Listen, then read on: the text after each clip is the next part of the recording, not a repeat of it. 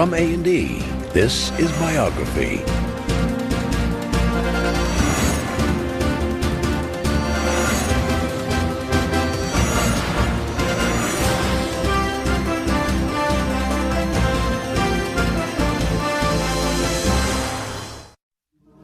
Their remarkable story inspired one of America's best-loved musicals. The Von Trapp family lost a fortune, fled from Hitler, and then started a new life in the hills of Vermont. Each year, more than 100,000 tourists visit those hills to see the lodge immortalized in The Sound of Music. But while the movie version remains a classic, the Von Trapps were hardly the perfect family portrayed by Hollywood, and Maria Von Trapp was far different from the Julie Andrews version. Right now, The Sound of Music is back on Broadway. The Von Trapps are in their Vermont lodge, welcoming visitors eager to meet the real family behind the Rodgers and Hammerstein fantasy.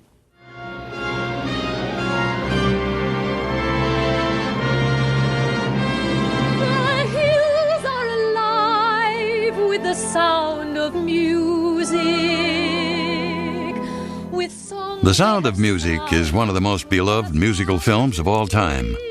It is the story of the Von Trapp family, a sweet governess, a stern father, and 7 motherless children.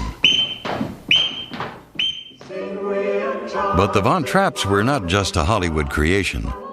They were a real family of professional singers, and they couldn't have been more different than their on-screen counterparts.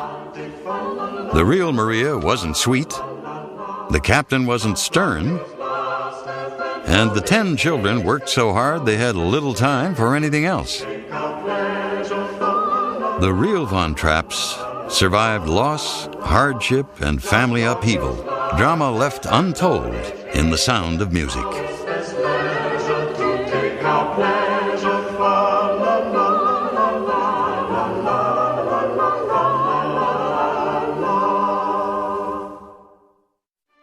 The real Georg von Trapp was indeed a Navy captain.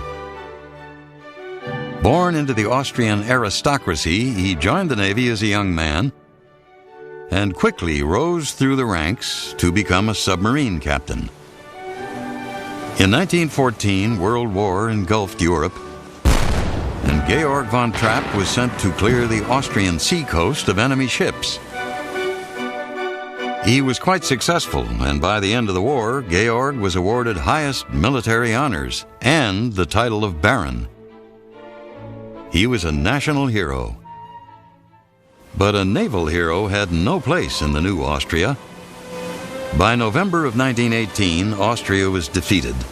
The captain returned home to a country that had been forced to surrender its coastline and its navy. So there was no navy. And people like Georg von Trapp lost their livelihood. They lost their way of looking at things. It meant the loss of a culture. It meant the complete breakdown of what they had stood for, fought for, lived for. With the Navy gone, Georg lost all ambition. Only 38 years old, he would never work again. Fortunately, Georg didn't need to work. His wife Agatha came from an enormously wealthy family and had inherited a huge fortune. So Georg returned home to their seaside villa to live the quiet life of an aristocrat with his wife and their 7 children.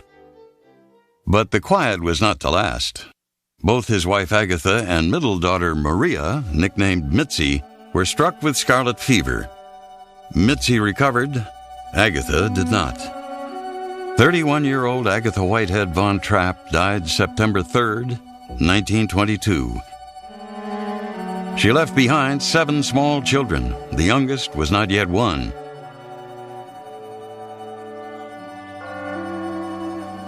Trying to put the past behind them, Georg moved his family away from the sea to a new home in Salzburg, but nothing seemed to help. It was awful, of course, for us, I think for a child, the pain is very deep. Of course, we missed her terribly. The family limped along for 4 years, until one day, a young woman arrived at their house and changed everything. Her name was Maria Augusta Kuchera, the new governess for the Von Trapp children. She had been sent from the local convent, Nonberg Abbey. But for Maria Kuchera, it was a reluctant assignment.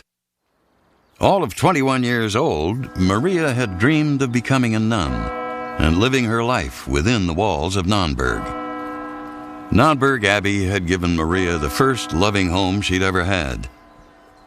She never really knew her own parents. Before she turned 3, her mother was dead of pneumonia, and her father had deserted her.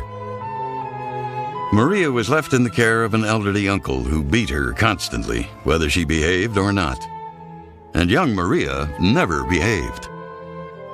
She played hooky, lied compulsively, and when she did go to school, she was always in trouble. As a teenager, Maria did attend church regularly, but only to hear the free music. She was not a practicing Catholic. But on one occasion, a priest convinced her to give her first confession, and it changed her life. Maria spent hours in the confessional, and when the priest finally pronounced all of her sins absolved, Maria experienced such relief, she decided to dedicate her life to God by becoming a nun. She headed straight to Nonberg Abbey. She did everything not to 100%, but 110%. So having found a religious belief in her late teens, she immediately wanted to devote her life to God and wanted to enter the strictest convent available. Before Nonberg would accept her as a nun in training, Maria had to prove herself worthy. She tried to live a life of silence and subjugation, but she could not seem to control herself. She ran everywhere, whistled, and made others laugh. It soon became clear that the irrepressible Maria was ill-suited for the life of a nun, and she would never get the chance. One morning, the Reverend Mother called for her. A wealthy widower was looking for a governess, and the Reverend Mother had chosen Maria. It was the will of God, Maria was told, for her to leave the abbey to work at the Von Trapp home. Maria was crushed. She had come to love her life at Nonberg, but there was nothing she could do. So, on a late summer day in 1926, Maria took a bus to the other side of Salzburg and entered a world of wealth and luxury unlike anything she had ever known. When she came into the house, we didn't know what to do with her. She had a horrible dress on, But very soon we took to her because she sang lots of songs. In fact, Maria was just what the gloomy Von Trapp family needed. She took the children on mountain hikes and long bike rides through town. And she got all 7 children to sing together as a group. And so we enjoyed singing together. And wherever we went, we had to go with everybody because we wanted to sing. We needed tenor, alto, tenor, and bass, So we always went together. And it sort of melted us together too, The children and Maria seemed to be made for each other. Even Georg seemed a happier man with Maria in the house. Then, one afternoon, Georg took Maria by complete surprise. Out of the blue, he asked her to become the second mother to his children. Without responding, Maria immediately returned to Nonberg to ask the Reverend Mother for advice. The Reverend Mother told her it was indeed the will of God that she marry the captain. And Maria had been trained at Nonberg always to follow the will of God, even if it meant a loveless marriage. On November 26, 1927, Georg and Maria were married. The captain was 47 and the new Baroness 22. I didn't love him, I loved the children, Maria wrote later. And so, in a way, I really married the children. But the children were not so happy with the new arrangement. I didn't want my father to marry her, although I liked her, as a bigger sister to stay with us, But I loved my mother so much that I didn't want him to marry again, ever. In the beginning, Maria tried to take on the quiet persona of the Baron's first wife, but quiet was not for her. When she got angry, she stood at the top of the steps and yelled, threw anything within reach, and slammed doors. Sometimes she did not know why she was so angry, you know. But then, like a thunderstorm goes away and the sun comes out, and then, you know, you try to forget. She reserved most of her anger for her husband, but Georg would only respond quietly and then take weeks to recover from her attacks. But for better or for worse, Maria was part of the family. And before long, Maria became a mother in her own right, adding 3 children to the family. Rosemary, Eleanor, and then a boy named Johannes. And as time went by, Maria admitted that she had grown to love her husband and to rely on his calming influence. The Von Trapps lived a comfortable routine, but in an instant, everything would change. In September 1932, the bank with all of the family savings had failed, and their wealth was gone forever. The Von Trapps once had more money than they could ever spend, and now they faced ruin. Baron Von Trapp had once had it all, and now it seemed that everything was falling away. By 1932, his wealth, his beloved first wife, and his Navy career were gone. Now Georg could barely support his family, but still he refused to work. Work, you know, for these people, it's full of contempt. You know, it's work is for the underlings. But something had to be done. So Georg tried to cut costs, dismissing most of the servants and closing 2 floors of the house to make it easier to maintain. Soon the entire family of 11 was crammed into a few rooms on the 3rd floor. So it didn't bother us, but for my father must have been terrible. You know, how am I going to feed and school and dress and whatnot 9 children? Georg worried, but did little else. So Maria took charge. She began renting the empty rooms to students and priests from the Catholic University. And now, every time the family sang, they had an audience, and a critical one at that. One of the priests always had suggestions on how they could do better. His name was Father Franz Wassner, himself an amateur musician. So, with Maria's approval, Father Wassner became the family's spiritual leader and musical director. Each day, he led the Von Trapps in prayer and then put them through grueling choral singing lessons, sometimes lasting up to 6 hours. And before long, they began to sound like a professional choir.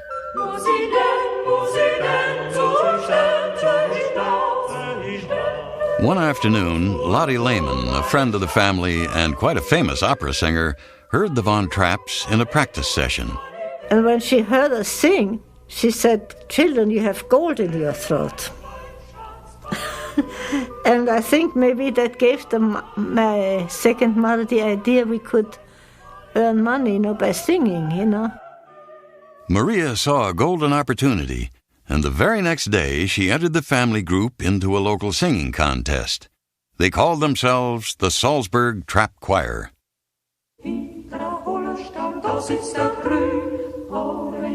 A family choir was quite a novelty and a hit with the judges. The Von Trapps won first prize and their career was launched.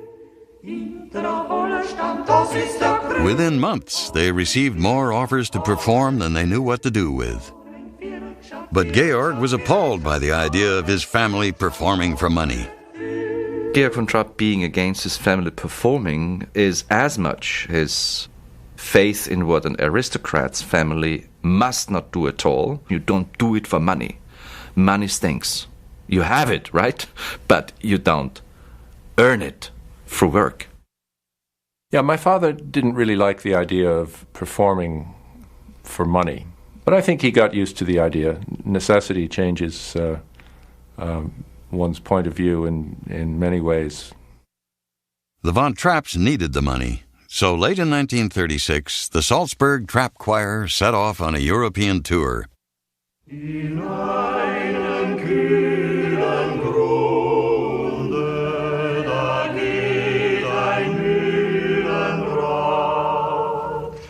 They sang for kings and queens and even the Pope.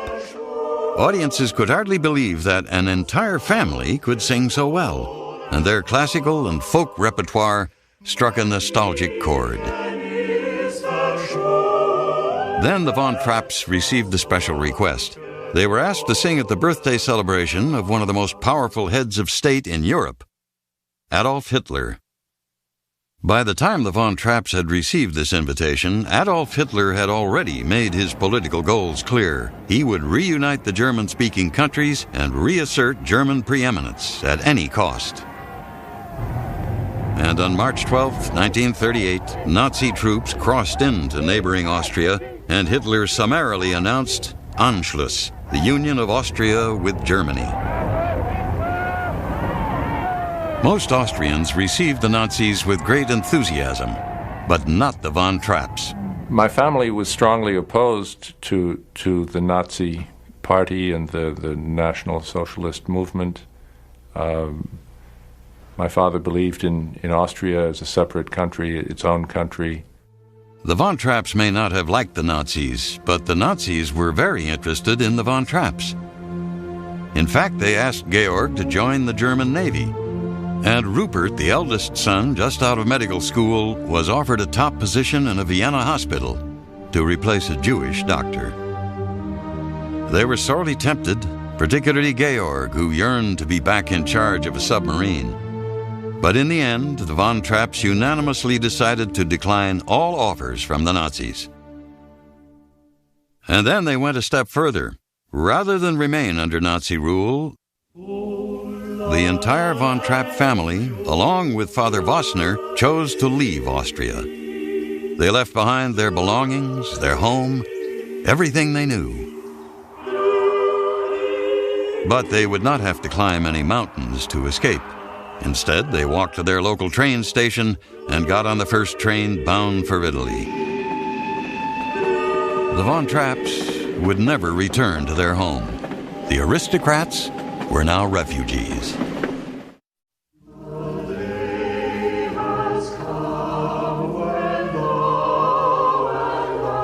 The Von Trapps had left behind all that remained of their wealth when they abandoned their home and country to escape Hitler. Now they carried with them everything they owned, one suitcase each of clothes and their concert gear. The family made their way from Austria through Italy and then on to London. And from there they set out across the Atlantic. The Von Trapps had risked everything, and the cost of their voyage left them nearly penniless. And now their lives hinged on the success of the Trapp family singers. Success that would have to be won in a new and very different country, America. But when at last they arrived in New York, their hopes were quickly dashed. The immigration officer thought we were planning to stay illegally. And off to Ellis Island we went. And that was quite an experience.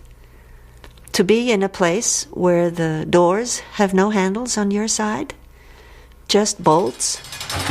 They waited in detention at Ellis Island for 3 anxious days. Finally, a member of the National Catholic Welfare Conference heard of their plight and saw to it that the Von Trapps were set free. Upon arriving in New York City, Maria hastily arranged a number of concert dates, and the family set off.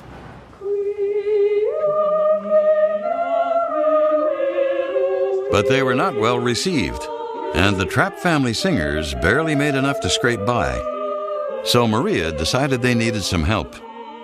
She wanted a manager who could make the Trapp family choir a success. She set her sights on one of the best, Freddie Shang. But Shang was not at all interested. The Von Trapps, he said, had no charming smile, no good looks, and no commercial appeal. But Maria wouldn't take no for an answer. and finally Shang acquiesced. He agreed to take on the family after Maria agreed to his conditions. Everyone had to wear makeup and relax while on stage. And they had to change the name of the group to something less churchy. The Trapp Family Choir became the Trapp Family Singers.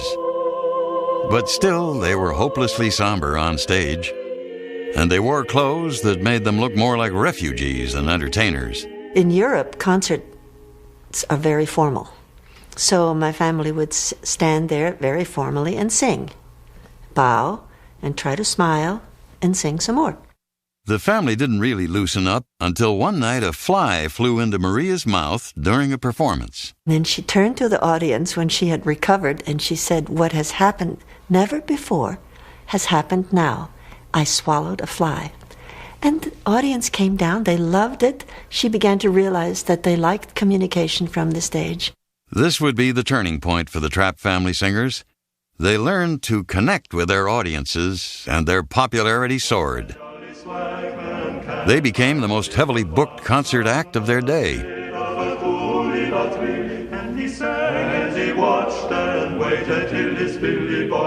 In every concert that I ever saw, there was a real peace that came on the audience. The peace and the joy would increase, particularly with the folk songs.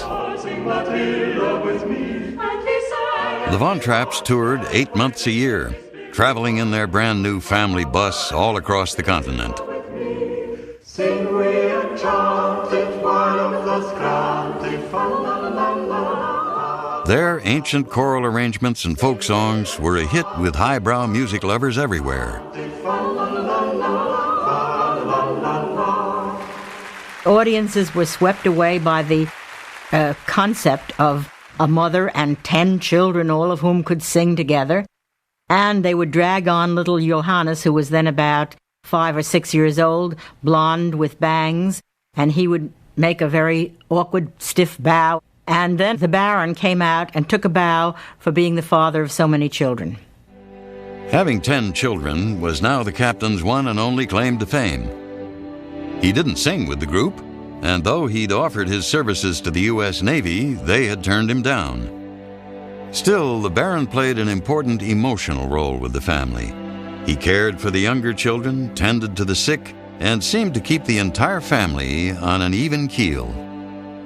Well, my mother was the bundle of energy, and in her relationship with my father, I get the feeling that she was the engine and he was kind of the governor that guided it and controlled it and directed it.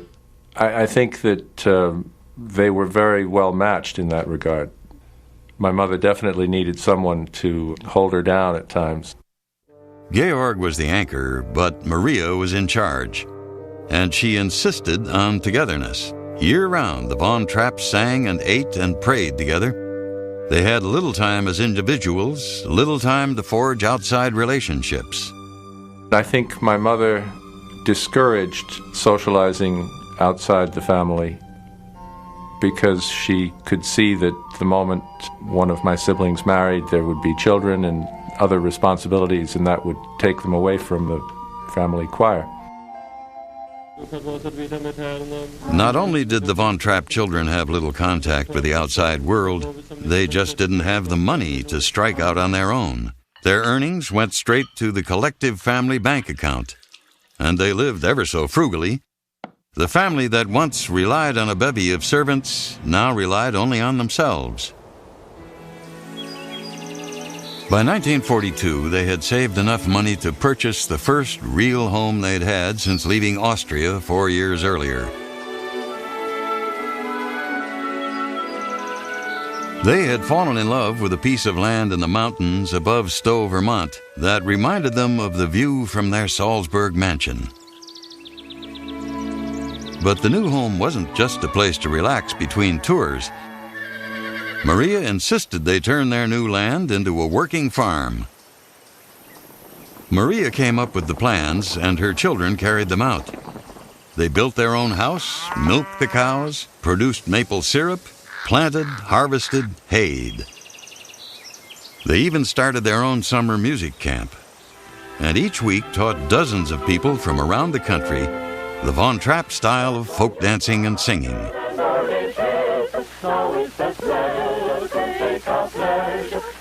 She would have an idea a minute.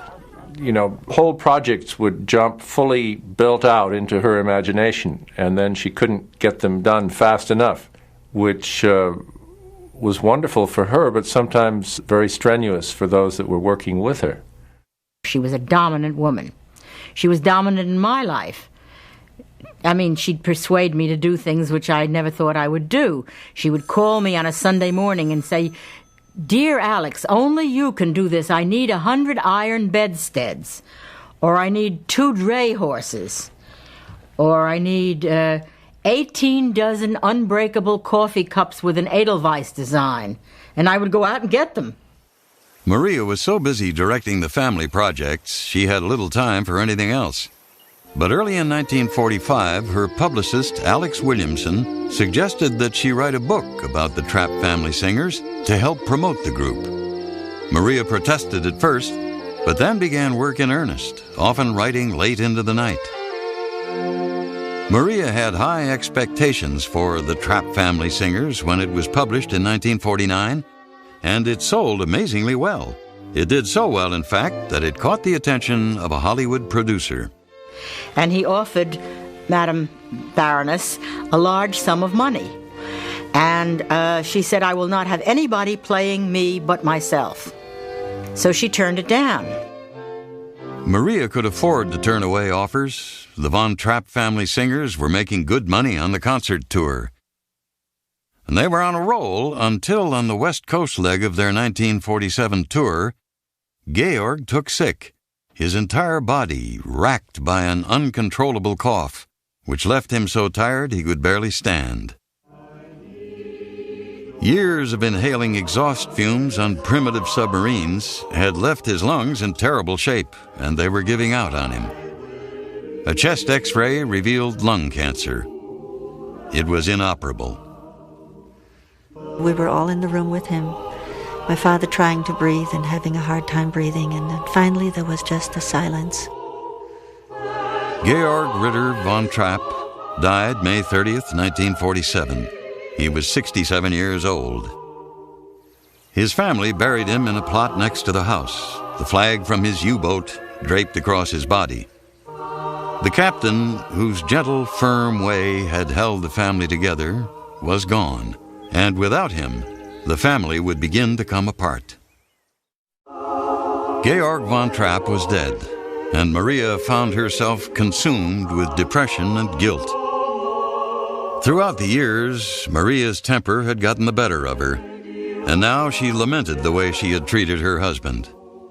Well, she had a volatile temper, and I think she regretted the times that she blew up.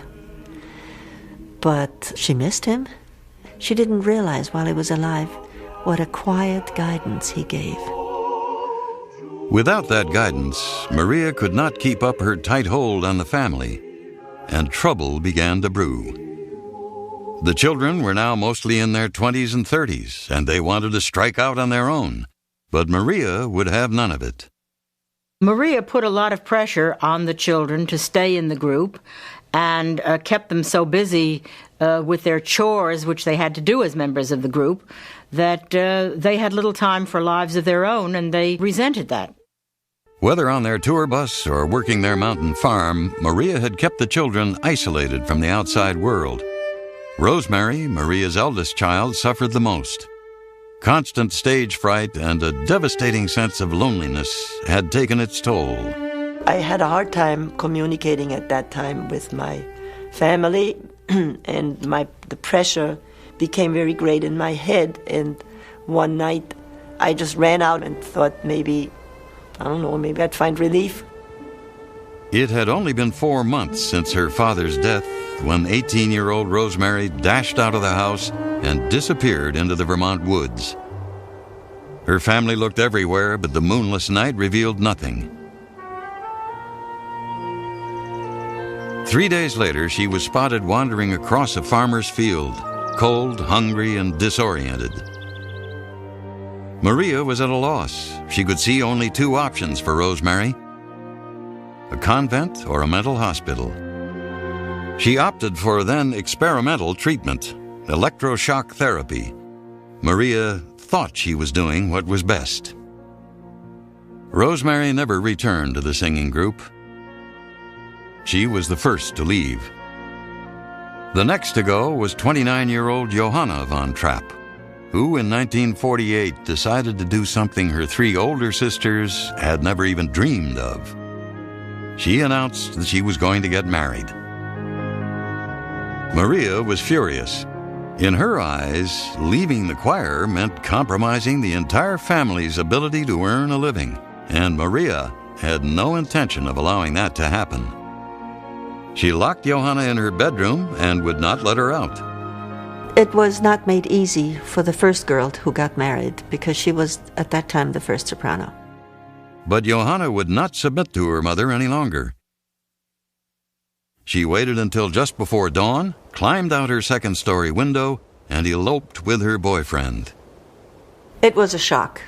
It was a shock, and so then we just regrouped, and I was sent to have voice lessons, and that was that. Still, Johanna's bold action paved the way for other Von Trapp children to leave the choir. And soon, Maria was forced to hire professional singers to keep the group going. But it was clear that the Trapp family singers could not continue much longer. So indomitable Maria came up with another way for the family to make money. During the 1950s, Americans fell in love with a sport Europeans had been doing for centuries, skiing. The Von Trapp's home was located right in the heart of Vermont ski country, and Maria saw the potential of turning the family home into a ski lodge. We sort of eased into it without really ever making a conscious decision to go into the hotel business. And then we saw what we were in the hotel business, and we might as well formalize it and call it the Trapp Family Lodge. But the Trapp Family Lodge wasn't turning a profit. And in January 1956, after nearly 20 years together, the Trapp family singers finally disbanded. The family debt began to mount. So when a German production company offered to buy the rights to Maria's book, this time she couldn't say no. Without consulting her lawyer, Maria agreed to sell the rights to her book for a flat fee of $9,000. She would have no share in any of the profits to come. My mother never was very good with business deals. She was too impatient for one thing. She didn't have time for negotiating and didn't like having an agent. It was a very poor deal. Time would show just how bad a deal it really was. When the German film Die Trapp-Familie opened throughout Europe in 1956, it was an overnight box office sensation. It was so popular, in fact, that it was released in the United States. And before long, the movie caught the attention of a well-known theater actress, Mary Martin. Mary Martin was clearly a Broadway star. I don't think they make them today like they did then. I mean, and she looked for vehicles. And Mary Martin saw the Von Trapp story as her next vehicle. Soon, producers were working to develop a musical they planned to call The Singing Heart. They assembled a Broadway dream team, consisting of playwrights Howard Lindsay and Russell Krauss, composer Richard Rodgers, and lyricist Oscar Hammerstein. Broadway's brightest stars set to work on the show that Richard Rodgers would rename The Sound of Music. When the producers met with Maria to discuss their project, they were astonished to learn that she had given up all control over her own story when she sold the rights to the makers of Die Trapp-Familie. As a goodwill gesture, they offered her a small royalty, 0.3%, which Maria gratefully accepted. The Sound of Music opened on Broadway on November 16, 1959. Maria wore a dress that Mary Martin had sent her, leaving behind her trademark Austrian costume for just one night. But Maria wasn't the only Von Trapp to get a makeover. The play itself left behind the real Von Trapp story in favor of splashy Broadway drama. You know, Rodgers and Hammerstein did not want to make a documentary film. They took some events from our life and made their own story. And I always have the feeling they took the raisins out of a dough and made a new dough around. Even though the show took great liberties with the truth, Maria proudly considered The Sound of Music her story. The Baroness von Trapp came to the musical, and when Mary Martin came out to take her bow, Maria von Trapp stood up also, which was a surprise, but a great plus for the audience. Maria loved the attention, but still there was one aspect of the show that made her quite unhappy. She did not like the way my father was portrayed, because he was a much kinder person. He was not the martinet that they made him out to be. And that's the part that none of us liked, because we knew him, and we knew him for who he was. The Sound of Music would run on Broadway for 1,442 more performances, a huge success. But for the Von Trapps, it was just the beginning. Their fame would reach unbelievable proportions as soon as the Hollywood version of their story hit the silver screen. Raindrops on roses and whiskers on kittens, bright copper kettles and warm woolen mittens, brown paper packages tied up with strings. These are a few... The Broadway success of The Sound of Music did not go unnoticed in Hollywood. In June of 1960, 20th Century Fox paid the unheard-of sum of $1.25 million for the rights to turn the stage play into a movie. When Maria learned that a film adaptation was in the works, she began lobbying the director, Robert Wise, to soften the portrayal of her husband. Wise refused. The play worked as it was, he said. But Maria would not be entirely shut out of the new production. In her typically bold style, Maria showed up in Salzburg while the film was being shot and demanded a part. This time, Wise gave in. The real Maria was allowed to serve as an extra in a scene with the Hollywood Maria, Julie Andrews. For 3 hours, Maria walked back and forth across an archway as the director shot take after take. Little did she know that she would be nearly unrecognizable when the movie hit the screen. The Sound of Music opened in theaters across the country in March of 1965.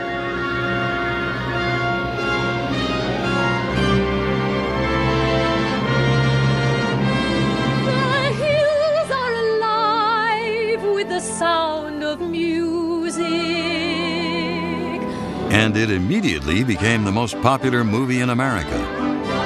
Audiences everywhere were swept away by the sweet story of the Von Trapps. Were you this much trouble at the Abbey? Oh, much more, sir.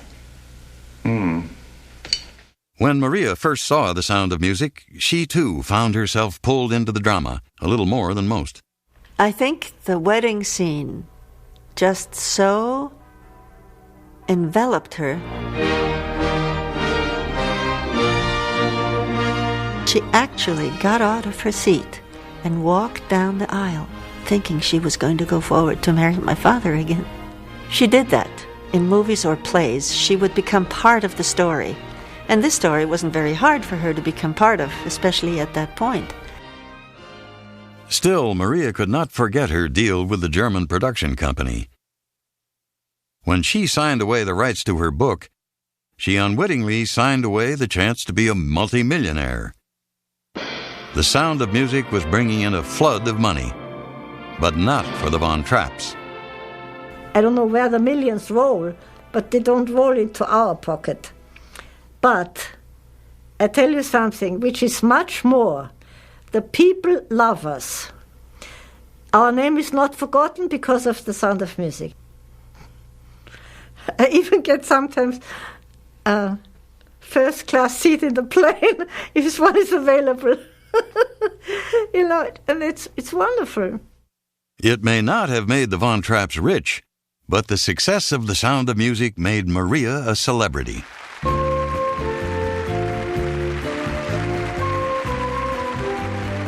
She went on variety shows, lecture tours, radio shows, and talk shows. Übers Bachel bin ich sprungen, mit Wiesel bin ich lieb, und ein Sohn hat mich tricket, wann mich netzt hat dei Ring, und ein Sohn... While her children now enjoyed staying put after years of traveling on the concert tour, Maria never seemed to slow down. She loved to travel. She loved to interact with audiences. She was similar to politicians who, shake hands with 2,000 people and seem to have drawn energy from it rather than lost it.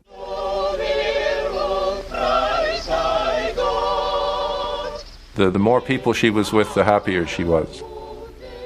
But, of course, in those last years, that wasn't the case anymore. And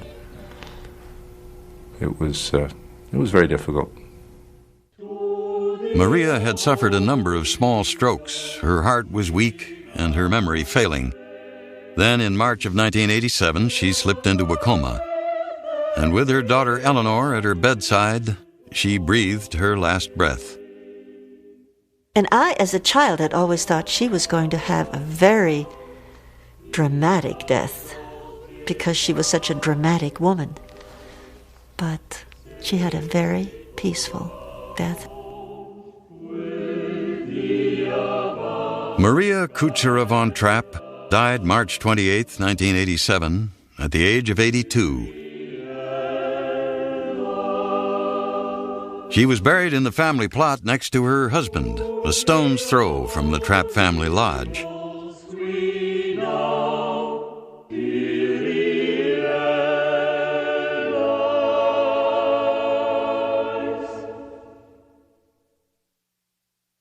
By sheer force of will, Maria had kept her family together and made them a success, even when all odds seemed stacked against them.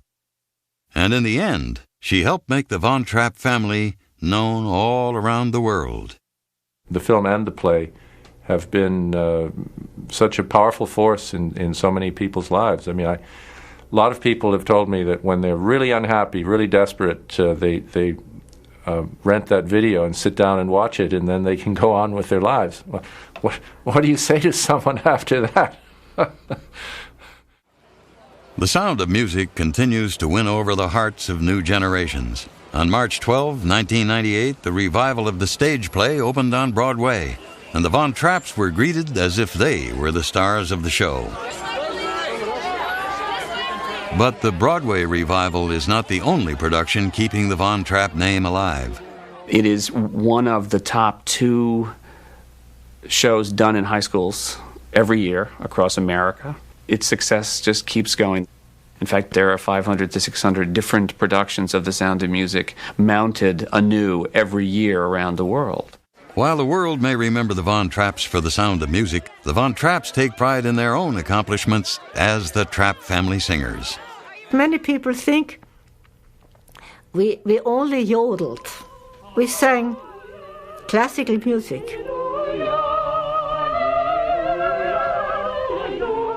So, we had good music and a big variety.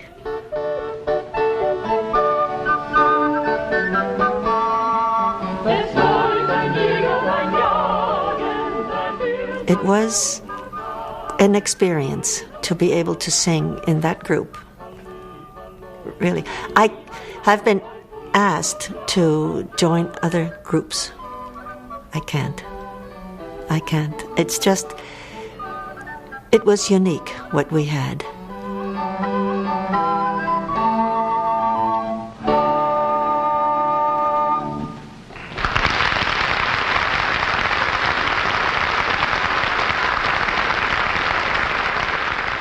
At the moment, the hills of Vermont are alive with the sound of bickering. 2 branches of the Von Trapp family are feuding over money. One group claims it is owed $3 million by the other. Their family squabble has made it all the way to the Vermont State Supreme Court. Meanwhile, the revival of The Sound of Music is playing to sellout crowds on Broadway. It opened exactly 60 years after German troops marched into Austria, the event that started the Von Trapps on their amazing adventure.